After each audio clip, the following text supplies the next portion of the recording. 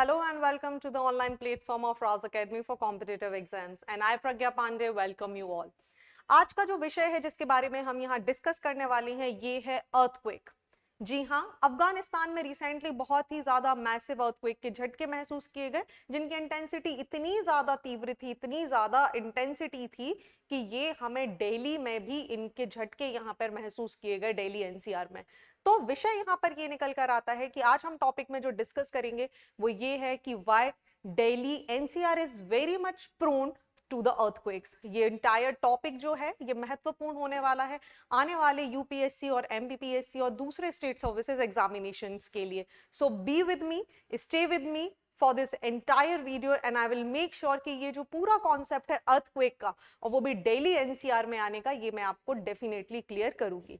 तो चलिए सबसे पहले बात कर लेते हैं कि आखिर न्यूज में था क्या। देखिए, अगर हम न्यूज की बात करें तो आपको पता चला होगा अभी अफगानिस्तान में लगभग 6.5 मैग्नीट्यूड के अर्थक्वेक झटके यहां पर महसूस किए गए। अफगानिस्तान में भी कहा जी, यहां पर एक जगह है काबुल के पास जोहर, यहां पर ये झटके महसूस किए गए। लेकिन ऐसा क्या कारण रहा है, ऐसा क्या रीजन रहा है जिसकी वजह से जो हमारा दिल्ली एनसीआर का रीजन है ये हर बार किसी ना किसी तरीके से इसकी चपेट में आ जाता है। विषय महत्वपूर्ण क्यों हो जाता है? क्योंकि अभी आपको याद हो रिसेंटली सीरिया और टर्की में भी बहुत ही ज्यादा मैसिव अर्थक्वेक्स हमें देखने मिले थे जिसकी वजह से 50,000 से ज्यादा लोगों की यहाँ पर डेथ हो गई थी। और इसी के बाद अनुमान लगाया जा रहा था जितना भी हिमालयन बेल्ट है या हिमालय के आसपास का रीजन है यहाँ पर भी झटके महसूस किए जाएंगे। जो जियोलॉजिस्ट थे, जो साइंटिस्ट थे, जो सर्वेयर्स थे, उनका ये बोलना था कि ये घटना यहाँ पर बिल्कुल हो सकती है और उसी का रिजल्ट हो जाता है सीरिया और टर्की के झटकों के बाद कि ये पूरा टॉपिक हमारे लिए बहुत ही ज्यादा महत्वपूर्ण होता है। तो चलिए समझ लेते हैं आखिर जब आप अर्थक्वेक की बात करते हैं तो ये होते क्या है। देखिए, अर्थक्वेक्स कुछ नहीं है, एक तरीके का शेक, एक तरीके का मूवमेंट है जो हमारी अर्थ की जितनी भी प्लेट्स हैं, ठीक है, उनके अंदर इस तरीके के झटके जब महसूस किए जाते हैं तो हम इसे क्या बोल देते हैं, ये हो जाता है आपका अर्थक्वेक। जी कैसे इसको समझ लेते हैं, अगर आप देखेंगे ये पूरा डायग्राम अगर आप यहाँ पर देख सकते हैं तो आप एक चीज समझिए, जो हमारी पूरी अर्थ है यहाँ पर बहुत सारी प्लेट्स बनी हुई हैं। There are 7 major and few minor plates जिसमें भी 14 माइनर प्लेट्स बहुत ज्यादा महत्वपूर्ण हो जाती हैं। अब जहां पर ये मेजर और माइनर प्लेट्स आपस में टकराती हैं या वो स्पेस, वो वॉइड जहां पर ये प्लेट्स आपस में कोलाइड करती हैं, जो वॉइड इनके बीच में क्रिएट हो जाता है, जो दरार बन जाती है, इसी को हम यूजुअली फॉल्ट लाइंस भी बोलते हैं। ये इतना पॉइंट आप याद रखिएगा। तो चलिए वापस चलते हैं कि आखिर बात किस बारे में की जा रही है।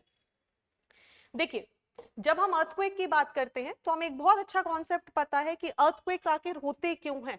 ये कुछ नहीं है, एक सडन मूवमेंट है, एक सडन मूवमेंट है जो हमारी ये टेक्टोनिक प्लेट्स में होता है, चाहे इनके कन्वर्जेंट होने की वजह से हो, डाइवर्जेंट होने की वजह से हो या कन्वर्जेंट डाइवर्जेंट मूवमेंट की वजह से हो। आपको पता है हमारी प्लेट्स 3 तरीके से मूव करती हैं। एक होता है कन्वर्जेंट मूवमेंट जो आपको यूजुअली दिखाई देता है हिमालयन या Indo Australian and Eurasian belt के साथ। एक होता है डाइवर्जेंट प्लेट बाउंड्रीज और एक होती है ट्रांसवर्स। ठीक है, सो यहाँ डाइवर्जेंट में 2 प्लेट्स एक दूसरे से दूर जाती हैं, कन्वर्जेंट में 2 प्लेट्स एक दूसरे के पास आती हैं और ट्रांसवर्स में 2 प्लेट पैरेलली एक दूसरे के आसपास सराउंड होती हुई नजर आती हैं। और इसी की वजह से ये जो एनर्जी यहाँ पर रिलीज करते हैं, ये जो एनर्जी यहाँ से रिलीज की जाती है और उसकी वजह से जो झटके, जो शेक समय महसूस होते हैं, इसी को हम क्या बोलते हैं जी, अर्थक्वेक के नाम से जाना जाता है। ऑलराइट, चलिए अब अगर हम आगे बात करें तो इंडिया और अफगानिस्तान की। देखिए, जब आप अफगानिस्तान की पोजीशन देखेंगे तो ये हिंदू कुश के बेल्ट के आसपास सिचुएटेड है पूरा, जिसकी वजह से चाहे आप इंडिया की बात कर ले चाहे आप अफगानिस्तान की बात कर ले, तो एक चीज समझिए, इंडिया की अगर आप पोजीशन यहां पर देखेंगे तो आपको एक चीज समझ में आएगी, ये है जी आपकी इंडियन प्लेट। ठीक है, इंडियन प्लेट की अगर आप यहाँ पर सिचुएशन देखेंगे तो आप एक चीज समझिए कि हो क्या रहा है, यहाँ पे कन्वर्जेंस हो रहा है इंडियन प्लेट का। किसके साथ कन्वर्जेंस हो रहा है जी, ये इंडियन प्लेट आपकी यूरेशियन प्लेट के साथ यहाँ पर कन्वर्ट करती हुई नजर आ रही है, जिसकी वजह से एक एनर्जी रिलीज हो रही है और इस एनर्जी की वजह से ही ये जो पूरा बेल्ट हो जाता है, I am drawing it with the black pen, ये जो पूरा रीजन हो जाता है इसके आसपास का, ये क्या होने लगता है, देखिए यहाँ पे एक माइनर प्लेट बनी है, अरेबियन प्लेट है ना, और ये है आपका हिमालय का बेल्ट और ये है आपका क्या, Europe and Russian, sorry not Russian, Europe and Asian belt. इसकी वजह से, ये कन्वर्जेंस की वजह से जो एनर्जी रिलीज हो रही है, इसकी वजह से ही क्या होता है, इंडिया में झटके महसूस होते हैं। अब अगर हम इंडिया के कॉन्टेक्स्ट में बात कर ले तो देखिए हो क्या रहा है। जब आप इंडिया की बात करते हैं तो बहुत ही ज्यादा अर्थक्वेक हमें देखने के लिए मिलते हैं। क्यों? क्योंकि इंडिया भी एक तरीके के फॉल्ट जोन का पार्ट बना हुआ है। जी किसके साथ इंडिया फॉल्ट जोन का पार्ट बना हुआ है? क्यों? आप देखेंगे तो अभी मैंने आपको इंडिया की लोकेशन समझाई, तो इंडिया और जो नेपाल है ये कहीं ना कहीं अर्थक्वेक प्रोन जोन का पार्ट बन जाते हैं, क्योंकि they became the part of the great young folded mountains of the Himalayas.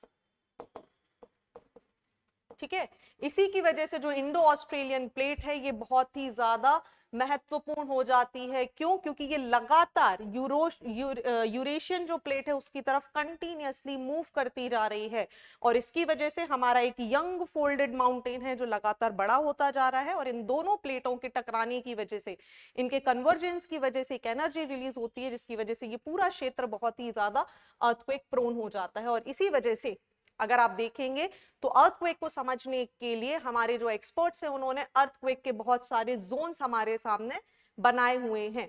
ठीक है, ये अर्थक्वेक के कुछ प्रोन जोन्स हैं, और आप देखेंगे अगर आप बात कर रहे हैं तो जितना भी रेड मार्केटेड एरिया आपको यहाँ पर दिखाई दे रहा है ये हाई रिस्क जोन का पार्ट हो जाता है। वही sorry very high risk zone, और जो आपको ऑरेंज कलर से दिखाई दे रहे हैं ये हाई रिस्क जोन का पार्ट हो जाता है। तो now you will get to know कि ये सिचुएशन यहाँ पर क्यों हो रही है। तो इसका सबसे पहला रीजन इंडिया में अर्थक्वेक आने का क्या हो गया जी?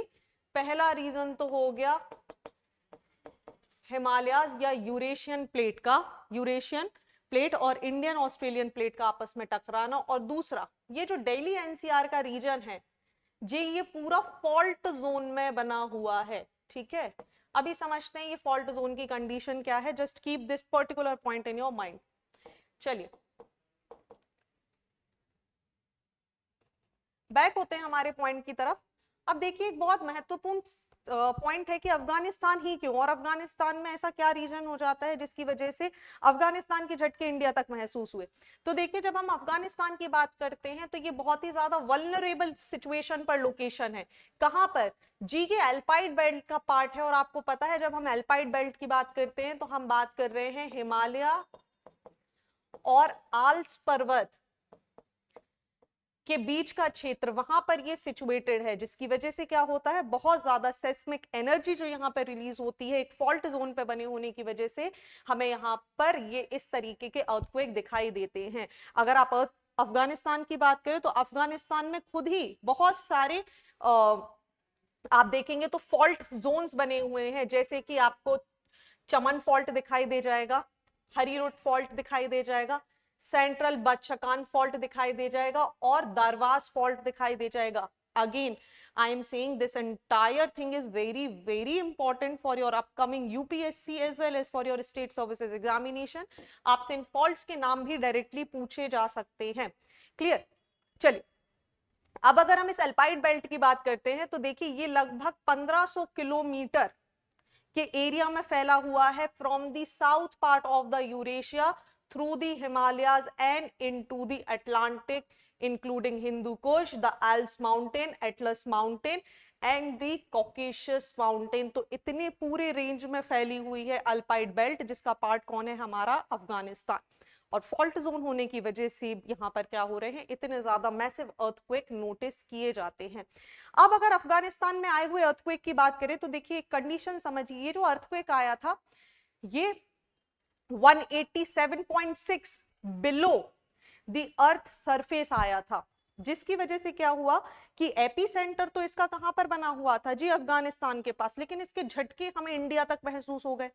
अब ये कैसी कंडीशन हो गई मैम? यहां में कंफ्यूजन हो रहा है, यही तो समझ नहीं आ रहा था, बस वही मैं आपको समझाने वाली हूं। अब हम आ जाते हैं बिल्कुल मेन पॉइंट पे, मुद्दे की बात करते हैं। देखिए एक शब्द यहां पर देख लीजिए, इस डायग्राम के थ्रू इसे समझने की कोशिश करते हैं। आप एक कंडीशन देखिए, होता क्या है किसी भी जगह जहां पर सबसे पहली बार जो फोकस जोन है जहां से अर्थक्वेक की वेव्स जनरेट हुई हैं, इसको हम बोलते हैं फोकस पॉइंट या हाइपोसेंटर। एक वो स्थान जहां सबसे पहली बार ये झटके महसूस हुए हैं इसे हम बोलते हैं एपी सेंटर, और ये एपी सेंटर कहां था? अफगानिस्तान। अफगानिस्तान में काबुल के पास जुर्म करके एक जगह है, यहां पर इसका एपिसेंटर बना हुआ था। तो क्या ऐसी घटना हो गई कि भाई हमें इसके झटके महसूस हो रहे हैं? चलिए समझ लेते हैं। एक चीज याद रखिएगा, 3 तरीके के वेव्स यहां पर हिट करती हैं। एक हो जाती है शैलो वेव्स, ठीक है, एक हो जाती है डीप फोकस, ठीक है, और एक वेरी डीप। शैलो की जब हम बात करते हैं तो लगभग वो एरिया, मान के चलिए अगर एपिसेंटर फोकस पॉइंट, एक बहुत अच्छे से कौन से समझ लीजिए, फॉर एग्जांपल किसी भी उसका अर्थक्वेक का फोकस पॉइंट अगर ये होता, तो यहां से आने वाला जो अर्थक्वेक है इसकी मैक्सिमम डिस्टेंस ये होती है ना, तो इसका एपिसेंटर यहाँ पे पास में होता। लेकिन जो ये डिस्ट्रक्शन है ये बहुत ही मैक्सिमम डिस्ट्रक्शन करता। कैसे? द क्लोजर द शैलोअर, वापस I am repeating, the shallower the focus point is, the shallower the hypocenter is, the shallower the hypocenter is, the massive the destruction will be। क्यों? क्योंकि यहाँ पर waves को ज्यादा दूरी ट्रेवल नहीं करनी पड़ रही है आपकी पी और एस वेव्स को, वो सिर्फ यहीं तक जा रही हैं और क्या कर रही है? मैक्सिमम डिस्ट्रक्शन कॉज कर रही हैं। क्लियर? लेकिन जितना डीप हाइपोसेंटर होगा, जितना डीप आपका फोकस पॉइंट होगा, उतना ही ज्यादा इन वेव्स को क्या करना पड़ेगा जी? ट्रेवल करना पड़ेगा, उतना ही डिस्टेंस ये यहाँ पे चलेंगी। Resulted into what? कि इनकी इंटेंसिटी तो बहुत दूर तक होगी, लेकिन डिस्ट्रक्शन कैसा होगा? मिनिमम। इसी वजह से जो दिल्ली एनसीआर में अर्थक्वेक आया है वो 6.5 मैग्नीट्यूड का होने के बावजूद भी बहुत ज्यादा मैसिव डिस्ट्रक्शन नहीं कॉज किया। क्यों? क्योंकि एपिसेंटर था 187.6, not sorry epicentre, hypocentre below the earth surface इतनी गहराई पर था 187.6, मतलब डीप फोकस अर्थक्वेक हमें यहां पर देखने मिला। And the deeper the earthquake, the longer the distance it will face, and the more the distance it will travel, the intensity of the waves will also be reduced. So resulted into what? Longer distance की वजह से दूर तक गया तो, India तक आया तो, दिल्ली एनसीआर तक आया तो, लेकिन क्या हुआ? ना ही बहुत खास डिस्ट्रक्शन हमें अफगानिस्तान में देखने मिले, ना ही बहुत खास डिस्ट्रक्शन हमें कहां देखने मिले? हमारे दिल्ली में देखने मिले। तो आपको ये कॉन्सेप्ट क्लियर हो गया होगा कि शैलो, डीप फोकस और वेरी डीप फोकस अर्थक्वेक्स की क्या कहानी होती है। ठीक है, क्योंकि अर्थ के बहुत अंदर से आ रहे हैं, 187.6 kilometer below the earth surface it is coming out, resulted into it will, the P and S waves will travel the longest, and the more they have to travel, उतनी ही उनकी इंटेंसिटी यहाँ पर खत्म होती हुई चली जाएगी। सो आई गेस ये इंटायर सेक्शन आपको यहाँ समझ आ गया होगा। चलिए अब बात कर लेते हैं अफगानिस्तान के बारे में। अब देखिए अफगानिस्तान में यही पूरे कॉन्सेप्ट से समझिए तो भाई जो एपी सेंटर बना है, वो जगह जो बिल्कुल ही हाइपोसेंटर या फोकस पॉइंट के ऊपर है, वो कौन सी थी? वो जी ये स्थान है जुर्म का, और ये आपका लोकेटेड है इंडिया। ठीक है, लेट मी अंडरलाइन दिस। ये है हमारा प्यारा भारत। अब आप लोकेशन देखिए, ये जुर्म की जो लोकेशन है ना, भले ही आप देख रहे हैं कि अफगानिस्तान में अर्थक्वेक आया है तो इंडिया में क्या इंपैक्ट पड़ रहा है जी? अर्थक्वेक यहां पर आया जरूर है, ठीक है, लेकिन वो कितना डेप्थ में था? 187.6 kilometre below the earth surface, resulted into deep focus earthquake है ना जी। ये मैं लिख देती हूं यहां पर, ये कैसा है? Deep focus. डीप फोकस है तो क्या होगा? It has to travel long, it will cover more distance, और इसी की वजह से जो इसकी इंटेंसिटी हो जाएगी वो कैसी हो जाएगी? लेस इंटेंस, है ना। अब ये एक बड़ा एरिया कवर कर रहा है, एक ज्यादा एरिया कवर कर रहा है अपने एपिसेंटर के पास से, ठीक है। इसकी वेव्स कुछ इस तरीके से जा रही हैं, और ये कहां तक आ रही हैं पूरी वेव्स? हमारे दिल्ली एनसीआर तक के रीजन में, लेकिन डिस्टेंस ज्यादा होने की वजह से यहां से इंटेंसिटी तो ज्यादा थी 6.5 मैग्नीट्यूड की, लेकिन बहुत ज्यादा डिस्ट्रक्शन यहां पर नहीं हुआ। अब बात कर लेते हैं भाई अफगानिस्तान की। मैम आपने बोला कि अफगानिस्तान फॉल्ट जोन पर सिचुएटेड है, फिर दिल्ली की कंडीशन भी समझेंगे जी, दिल्ली भी फॉल्ट जोन का पार्ट हो जाता है ना। चलिए पहले बात कर लेते हैं अफगानिस्तान की, जहां से आपको एग्जामिनेशन में सवाल देखने के लिए मिल सकते हैं कि यहाँ पर कुछ फॉल्ट जोन बने हैं। देखिए ये अफगानिस्तान का मैप आपके सामने है, यहाँ पर काबुल के पास जहां पे ये पूरी सिचुएशन हुई है वो यहाँ पर बनी है, और ये है हरी रोड फॉल्ट, है ना। इसी तरीके से एक और फॉल्ट यहाँ पर बना हुआ है, ये देखिए ये हिंदू कुश का बेल्ट है पूरा, और हिंदू कुश का बेल्ट है मतलब आप समझ रहे हैं एक वो लोकेशन जो किससे टकरा रही है, जो एल्पाइड बेल्ट का पार्ट है, हिमालयन और आल्प्स बेल्ट का पार्ट है। लगातार यहाँ पे सेस्मिक एक्टिविटी, टेक्टोनिक एक्टिविटीज होती जा रही हैं। यहीं पर एक और फॉल्ट बना हुआ है दारवास फॉल्ट, यहीं पर एक और फॉल्ट है सेंट्रल बादशाकान फॉल्ट, और यहाँ पर बना हुआ है चमन फॉल्ट। ठीक है, रिजल्टेड इनटू व्हाट, ये है आपका पाकिस्तान। इतनी ज्यादा प्रोन लोकेशन है, इतनी ज्यादा प्रोन लोकेशन बनी हुई है अल्पाइड बेल्ट होने की वजह से, मल्टीपल फॉल्ट होने की वजह से, कि अफगानिस्तान, और अगर आप हिंदू कुश के बेल्ट को देखेंगे तो लगातार बहुत ही मैसिव तरीके से यहाँ पर बार बार अर्थक्वेक्स आते हैं। अब बात कर लेते हैं भाई हमारे दिल्ली की। देखिए दिल्ली प्रोन क्यों हो जाता है, तो मैंने आपको दो कंडीशन बताई। पहली कंडीशन क्या हो जाता है जी, हिमालयन, और दूसरा मैम ने बोला कि भाई क्या है आपके फॉल्ट जोन्स, है ना। अब हमें पता है इंडिया की जो प्लेट है, इंडो यूरेशियन जो प्लेट है, वो लगभग हर साल की अगर आप बात करें तो with the rate of 5 to 6 centimetre per year it is pushing, it is converting towards whom, towards the Eurasian plate. लगातार दो प्लेट्स आपस में कोलाइड हो रही हो, जिसकी वजह से fold mountain Himalayas, the youngest folded mountain, are continuously going up, right. तो एक तो ये सिचुएशन हो गई। दूसरी बात क्या, अगर हम ब्यूरो ऑफ इंडियन स्टैंडर्ड्स के हिसाब से बात करें तो बोल रहे हैं कि भाई दिल्ली का जो क्षेत्र है ये हिमालयन बेल्ट में सिचुएटेड होने की वजह से एक अर्थक्वेक प्रोन जोन का पार्ट बन जाता है, और वहीं पर दिल्ली एनसीआर की बात करेंगे तो आपको कुछ फॉल्ट देखने मिलेंगे, बिल्कुल उसी तरीके के फॉल्ट जैसे अभी हमने कहा देखे हैं, जुर्म के पास अफगानिस्तान में देखे हैं, जैसे हरी की रोड, दारवास, ठीक है, इस तरीके के फॉल्ट वैसे ही यहाँ पर भी बने हुए हैं जी। कौन कौन से, एक तो है सोहना फॉल्ट लाइन, ठीक है, एक है Mathura fault, this is the Mathura fault, ठीक है, एक यहाँ पर बना हुआ है आपका मुरादाबाद फॉल्ट, ठीक है, एक आपका यहाँ पर बना हुआ है, आपको देखने मिलेगा Delhi Moradabad, this is the part, ठीक है, और यहीं पर आपको देखने के लिए मिल जाएगा कौन सा, मथुरा फॉल्ट, मुरादाबाद फॉल्ट और सोहना फॉल्ट, ये सारे यहाँ पर बने हैं। और ये क्या है आपका दिल्ली का क्षेत्र, है ना। इतने ज्यादा एरियाज होने की वजह से हमें क्या दिख रहा है, इतने सारे फॉल्ट लाइंस होने की वजह से आप देखिए यहाँ पर आपको पाकिस्तान दिख रहा है, अफगानिस्तान का ये क्षेत्र है जहां से क्या आया था जी, अर्थक्वेक, कितना 187.6 किलोमीटर डेप्थ का। तो इसकी इंटेंसिटी, एपी सेंटर कहाँ था, जुर्म में, तो इसकी इंटेंसिटी फॉल्ट लाइन की वजह से, अगर आप दिल्ली की सिचुएशन देखें तो now you will understand with this entire map कि ये है आपका एपी सेंटर जुर्म।